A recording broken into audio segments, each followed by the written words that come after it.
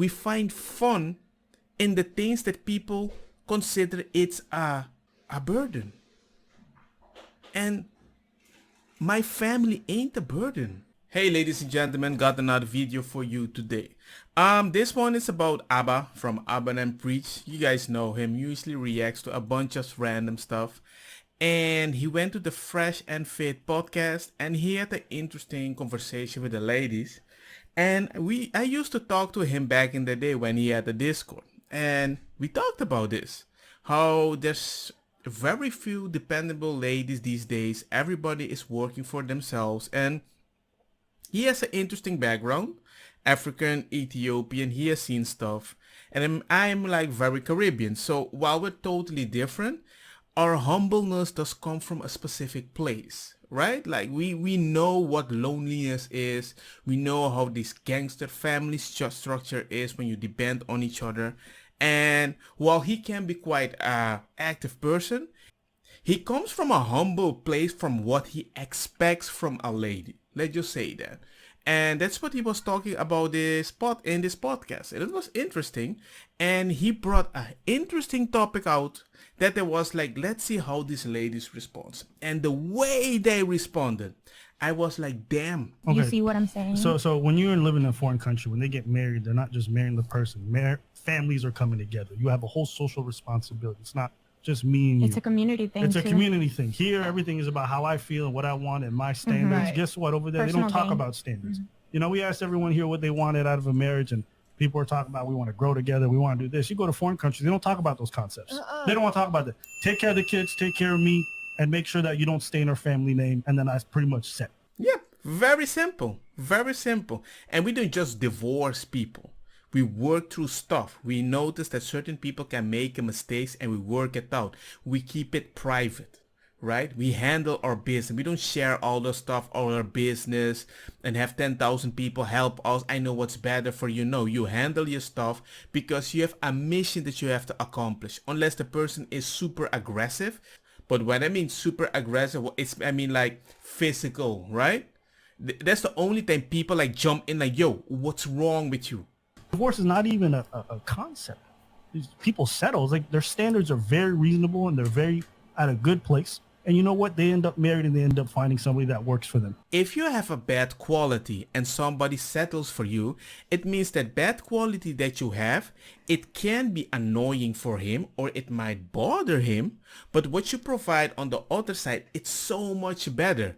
That he says, you know what, if I just invest in you and show you that I'm a good person, you can decide if you will amplify what he finds he's settling for, and you minimize it, but you amplify the other one. That's what people do. My wife was super feminist. I didn't focus on her being a feminist because I hated it, but I just did my part. I showed her that I'm a man, I can do all the stuff in the house, but I'm not gonna focus to prove to her that she doesn't have to be a feminist.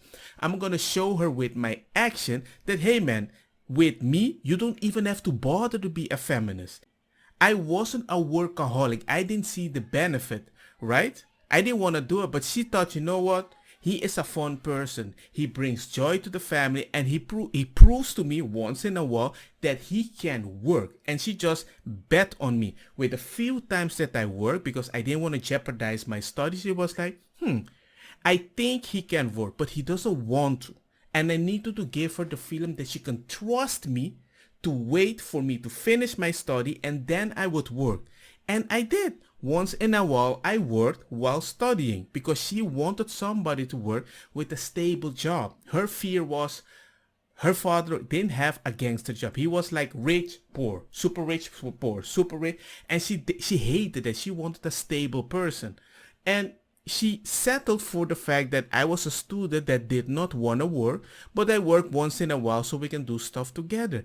People do that, old and young. The concept of settling doesn't exist anymore because everybody is like, I don't want to settle for you because everybody sees that I settled for you. It's like, it's not your decision. It's social media and Facebook that will decide it.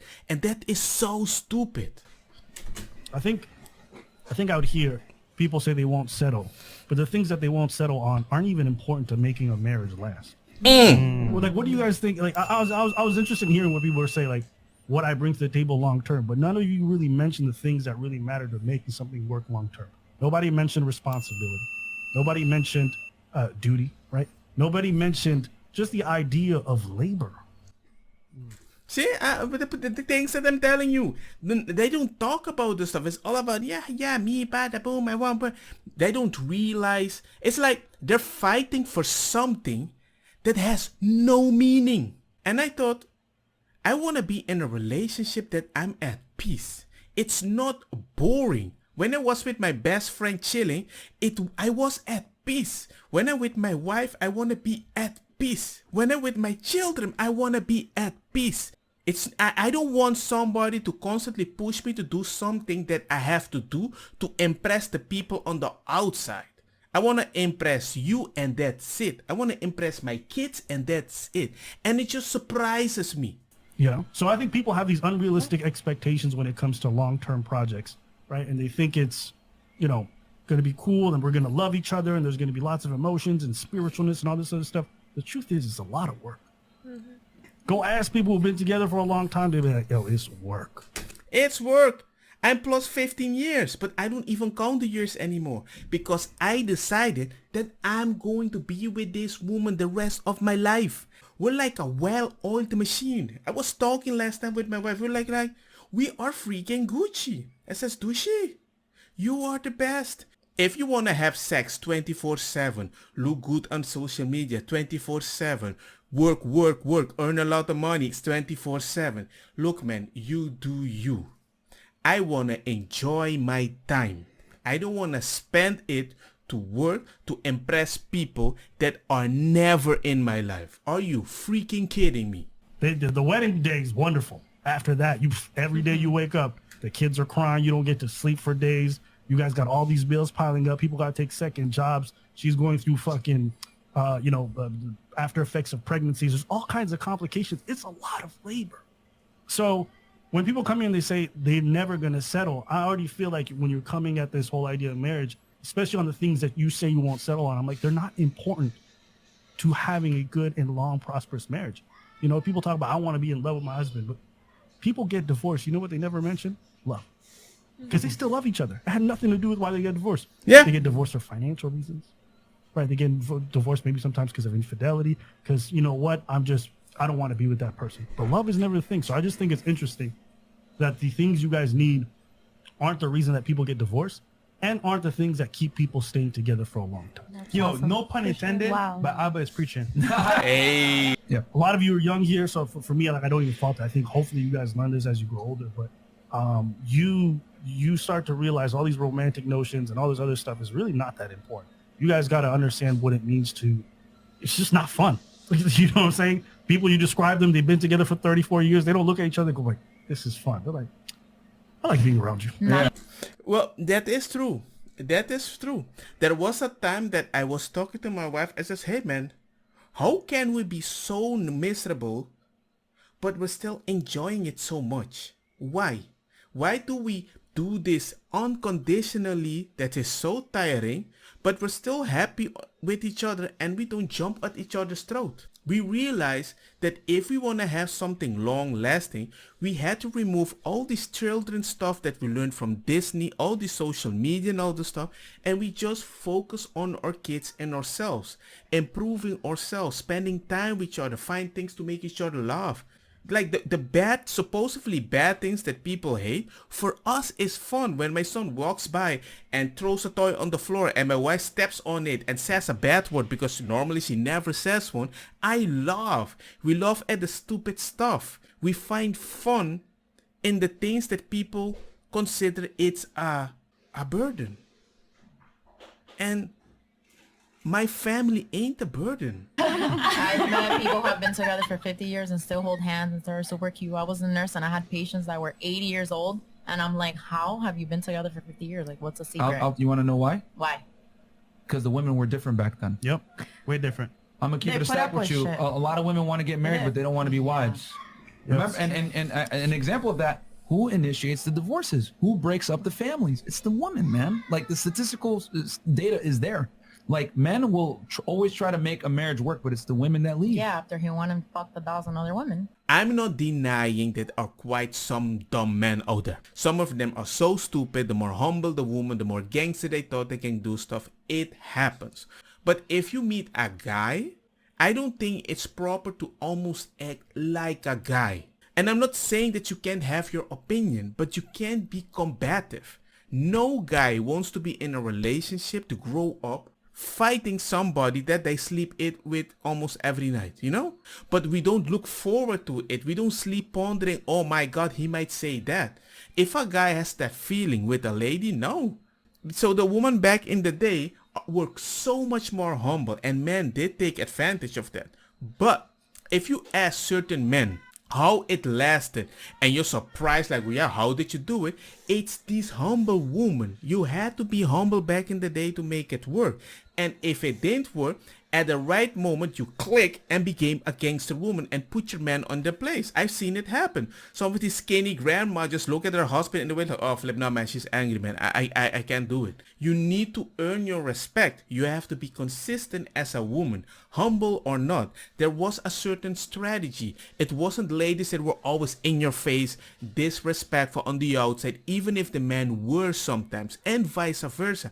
But that doesn't happen anymore, because anytime any man says anything, you got a bunch of sisters jumping over him, even for the most simplest stuff. And right now, men that have nothing to do with them and they're quite humble, the moment they just have a little attitude like, hey, this is unfair, a lot of ladies gets angry at them. What are you doing?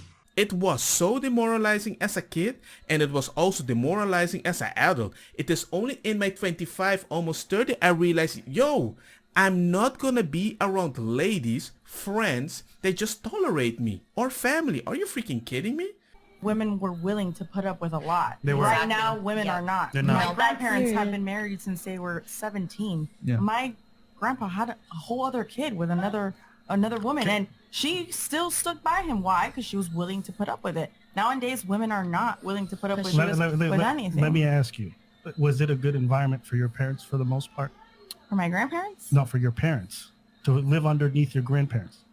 Oh, probably not. Why do you say probably not? Why? Because of that's infidelity, that's fighting, that's you're seeing. Why is my mom divorced now? Why? Because look what she grew up to. Or maybe I don't know your mom go personally, ahead, but maybe your mom decided I'm going to prioritize me over the family. And you know what? When you raise a kid in a divorced household and you prioritize your sense of happiness first, what ends up happening is that the kid suffers the brunt of that negative energy and that choice that you make. So when I say this is like your grandparents went like family unit's the most important thing. I must make this work, even though I may not be completely content. I understand we're aspiring to something bigger, which is our sense of community. I'm not going to break that up because you did something I thought was wrong. So you get down to your parents' generation. This is the boomer generation, the highest divorce rates we've ever seen. Now everything's about me. They go to divorce courts. Where's your assets? Where's your money? They don't bring up love during that whole period. They say, I want everything that you fucking got. Love never comes in, right? So then you get to this generation and they just completely throw that out. And I think one thing that the West, and I think in Western countries, we think about a lot is like, me.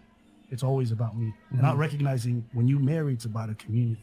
So your desires sometimes have to be a bit on the back burner, and you have to understand you are sacrificing for something larger. Well said. Really quickly, And by the way, this also included, even if some men cheat and somebody work it out, I've seen it happen. I had family members that had like a secret child, and when that secret child was in the family event, that extra child that had a different mother was not allowed to be treated differently. We had to treat it with respect. We had to treat the other mother with respect because he doesn't deserve to feel separated. We didn't talk about it. We made him feel included because it ain't fair. And we always helped everybody. And I'm not saying it's bad. I'm not saying that women don't cheat and have baby with a different man. All these things happen, but it's not fair for the kids. If you're in this experience, I'm so sorry that you have a partner that made such a mistake. It's not fun. just a quick question. So do you feel like also men think about me when they sleep with another woman knowing they have a family? Just a question. This is what I would say. When you come into a marriage, you have to ask, is everyone doing their duty and their responsibility?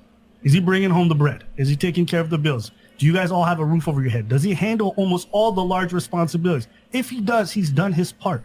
In that same token, you as a wife, have you been supportive? Have you created and fostered a home where when he comes to, it's not stress, and you don't just come home, start nagging his ear off. He's like, damn, I don't want to be here. Let me go back to the streets. You know, have you done your job also on that end? And if you have, then a lot of the stuff on the outside becomes superfluous.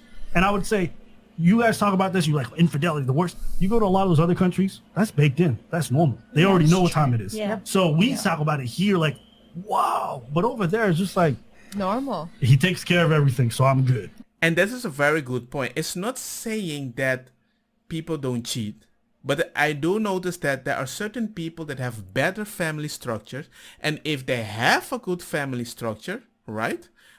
Usually the man comes home to a very comfortable place, right? Sometimes it's too comfortable and he wants something exciting, but usually in these countries, whenever a mistakes happen, even if it's not your fault, they still try to work on it in a way to make it better. Because when I've seen some of my good friends, when they have been cheated on, some of them really try to work it out. Men and women, like, you know what, let's try to put this in the bag. We're gonna cheat. I'm gonna cheat one time on you, and then we're gonna go back. But they just try to find a way. Divorce is the last option because they realize, you know what, sometimes it affects the kids. Sometimes even if I didn't provide the right situation for you, I can understand how I pushed you away in another woman's hands, or vice versa. You have to give your woman attention. I've talked to so many of my friends like, dude, she's a woman. She needs to feel love. If you don't provide this, she's gonna leave. Bring her some flowers. Spend some time. Go drink some coffee. Go talk with your woman. Do something. I need him to take care of everything. What if I have my own too? Why should I take it? And that's great. I'm not mad at you. Go for that. But guess what? In America and in North America in general, women are the ones who are dying alone more than ever. So we can say this stuff and say, I'm going to take care. Go ahead. No one's going to stop you from making your choices. But then also don't complain when you hit late 40s or whatever, and you don't find somebody. And I'm like, listen, have you guys been settling on the shit that doesn't matter? And they say, no, I'll never settle. Yep. You know, there was a study that came out, bro. And the study said, I think it polled like 300 women, 300 men. Mm-hmm. And it asked the 300 women, if you asked the 300 men, it said, if you had 80% of what you wanted from a wife, would you take her? And guys are like, fuck yeah, that's amazing. Ask the same question to ladies. 80% of what you wanted. They were like, I will never settle. And that is the problem. So certain of these ladies, when they start working, I don't mind it. But they don't want to date down. So the fact that you have all these women that want to work, go as high as possible, but then they don't want to date down. I don't understand why your mathematics in your head doesn't go like, so I go up, all the people down, I don't want, I want everything at the top. You do realize you make the guys at the top like, you know what, I'm going to choose from all these beautiful Habibis. Life is Gucci. And of course, that doesn't make any sense. And then you complain, I can't find somebody. No, usually the guys at the top are quite dicky in certain situations. That's what I've seen at school also. The more beautiful they are, the more girls, the more fun. But now you made an idea that you deserve these men, and then these men don't want you back, and you're surprised? 80% of what you want. That's crazy. There's a bit of a delusion of this idea, right? Go ahead. It depends on what's in the 20%. Is it cheating? But here's the thing. So you mentioned earlier, I see old people that hold hands. They're still together, 80 years old. You guys want to know the uncomfortable reality? The reason why they're together is because she's a traditional woman, okay? Mm-hmm. The problem is that women want traditional relationships. They want traditional men, but they don't want to be traditional women. That's the problem. You know what I'm saying? Things have changed. Yeah, but she always have this quirky gangster answer. I'm like, look, if the same lady tells me I cannot find anybody, I will tell her things have changed. And she's gonna have like this gangster robot Terminator face like, why did you have to say that? Because things have changed. I told you. If you provide something that he is obligated to do, but your choices are more like, no, things have changed, you do realize the guy's gonna be like, hey man, this is not fair. I don't go do kinky stuff with you in the bed. Wait, what? Times have changed. What do you mean times have changed? You were a registered nurse, correct? Yeah. Have you seen people die by themselves? Yes. So many. What's So that sad. like? Terrible. Miserable. And you also have to acknowledge more people are going to be dying alone today than they ever have before, and that's only increasing. So I think there has to be a very sensible discussion about like what are we condemning people to when we're saying all this stuff? Because it sounds great in theory, never settle, go for what you want, etc., etc. But the alternative for a lot of women is going to, it might be work out for you, but 3 other women who heard your advice who probably shouldn't have taken it, or they might end up dying alone. With cats and dogs. And you're not going to be there for them when that happens. So I think we have to be sensible with the stuff that we say, because I get it. It sounds great in theory, and look, it might work for you, but for the people who are dying alone, I'm like, whoo, that's not a way I want to die. So There's a biological premise that women have been lied to. A lot of women think that at 19, everything is about career, you know? But when they reach 30, they realize, well, what about family? Family starts to become the most important thing, right? Because you're at a prime of life where from there it starts to become downhill when it comes to your fertility. But realistically, once you reach 30, you start looking everywhere because biologically your clock is ticking and you want to settle and you need to settle and you want a family. I'm going to say, you can say that they want to settle. A lot of them are not. You know, No, that's why we got this new definitely, yeah. phenomenon where a lot of ladies, I'm going to raise a kid by myself. Yeah, I'm yeah. just phone donor. Of course, I'm going to just I raise a love kid. I'm it. like, Yeah. you are bugging, lady. What are you talking about? Most women would not make that admission that you just made, that career is a lie. I mean, here's the thing. I don't have a problem with women that make money and want to become successful. But what I am saying is they need to look at the consequences of that. And the consequences of that 9 out of 10 times is you're going to put yourself in a socioeconomic bracket where you don't necessarily qualify to get a man at that bracket. Does that make sense? Because the things that men look for aren't the same things that women look for. And with time, most of these ladies in big positions, they become quite masculine.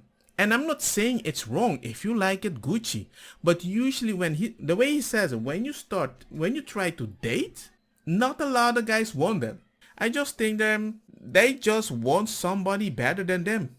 Like somebody they can depend on. Somebody that makes this masculine gangster upper class lady in the CEO position feels like a lady. I don't know, man. I just wish people best of luck. I don't want anybody to die alone. But hey, let me know what you guys think about this. I thought it was an interesting thing. And I'll keep bringing more videos about this stuff. Peace. Don't get me wrong, ma cosa kita bong. Put a fire na mi blonde, kush hash, purple skunk, criollo, colombici, jam, jam, turloqueta, verdeta, welcome.